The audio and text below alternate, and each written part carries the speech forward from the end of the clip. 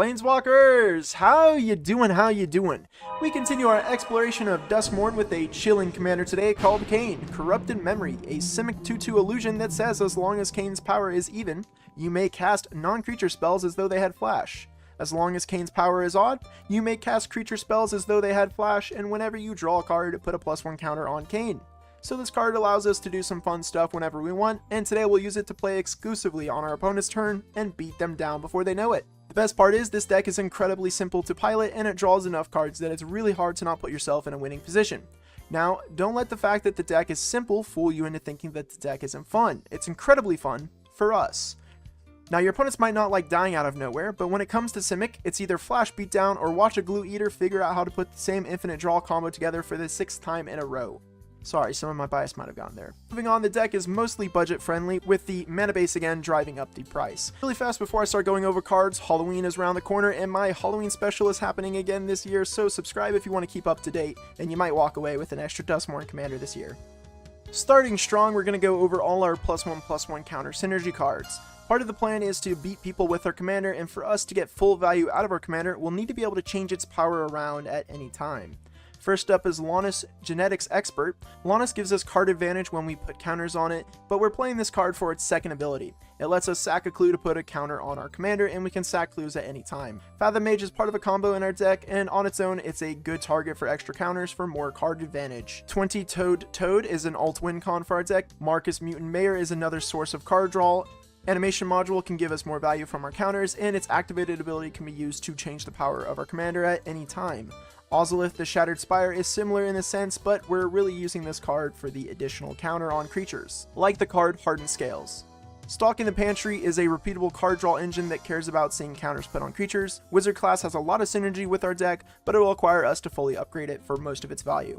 Once we do though, we will run over people very fast. Prof's Eidetic Memory gives us no maximum hand size, and its second ability is really strong for making our commander huge. Trust me, you've only glimpsed some of the card draw in our deck. Simic Ascendancy is another alt win con that I've found kind of reliable in my games, and again, we love it since we can change the power of our commander for only 3 mana. Branching Evolution to supersize any creature that gets counters, since it'll double the number of counters it gets. Bred for the Hunt is more card draw that cares about countered up creatures hitting players.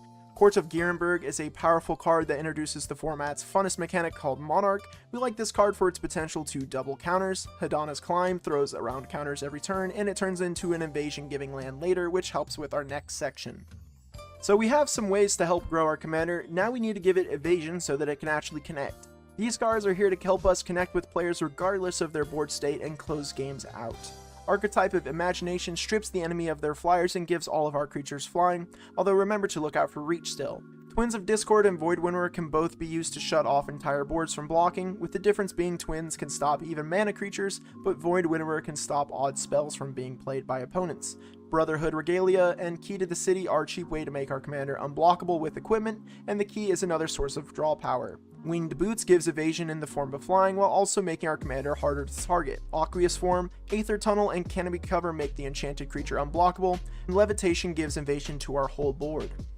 Now let's talk about our flash and value pile cards. These are cards that play on a flash theme or give us large amounts of value but don't fit into one of the previous sections.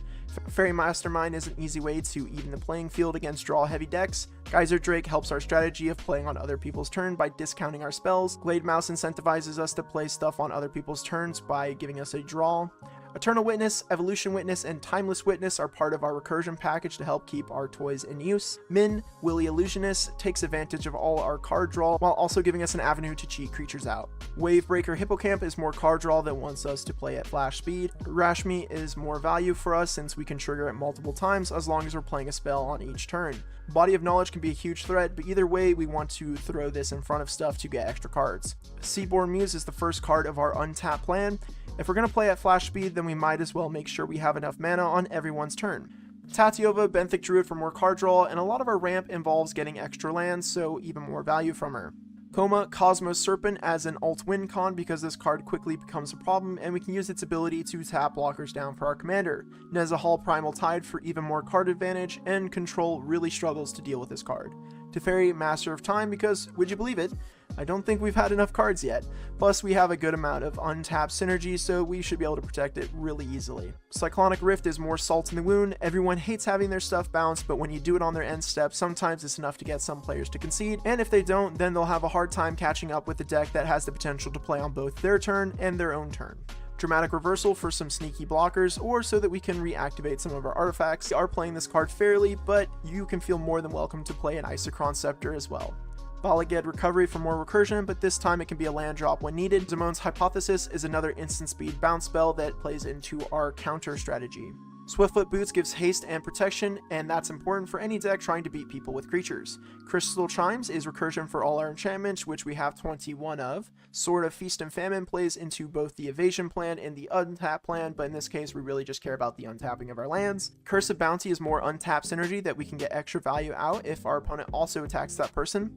As foretold, because who doesn't love free spells, and if we don't have a way to untap our lands on other people's turns, then at least we can get a free spell on our turn, that way we can save our mana for someone else's turn. Awakening, Bare Umbra, and Wilderness Reclamation are some more of the land untapping shenanigans. Nature's Will is even more untap, and like Bare Umbra, will need to connect with the player for it to work. Leyline of Anticipation is here to basically stop the need to care about our commander's power, as we can just play any spell at flash speed. The last thing we need to talk about is Ramp. Ramp allows us to play cards ahead of the curve to let us close the game out fast.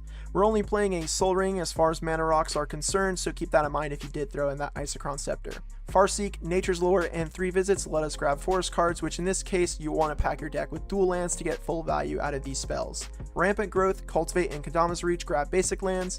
Growth Spiral lets us potentially ramp at instant speed, and On the Trail takes advantage of all the card draw that we have to get extra lands out of our hand. Finally, we have Kami of Whispered Hopes, which helps our +1/+1 synergy, and this card is very good if you can untap it multiple times. For the mana base, follow your budget, but if you need some guidance or just want to steal one, then help yourself to the mana base in the deck list found in the description of this video. My recommended land for this deck is Rogue's Passage for, you guessed it, more evasion. But seriously, this card gets underestimated all the time. The fact that it's on a land makes it very hard to remove.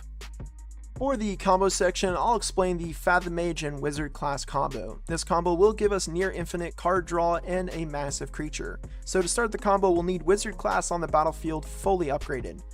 The Fathom Mage should be on the battlefield as well. So then when we draw a card, Wizard class lets us put a +1/+1 counter on a creature. We'll choose Fathom Mage in this situation. Since Fathom Mage gets a counter, we may draw a card. We can now then chain draw our deck thanks to Fathom Mage by continuing to put counters on it, and eventually we'll make it big enough to take a player out of the game, and hopefully by that time we've also drawn a cheap Invasion card to attach to Fathom Mage. This combo does still though require you to swing at all your players, so make sure you leave some cards in your deck. Thanks for making it this far in the video, and I hope you enjoyed the deck. Let me know how I did, or tell me about your favorite Simic creature in the comments below. Subscribe to see more content in the future, and I'll see you in the next video. Peace.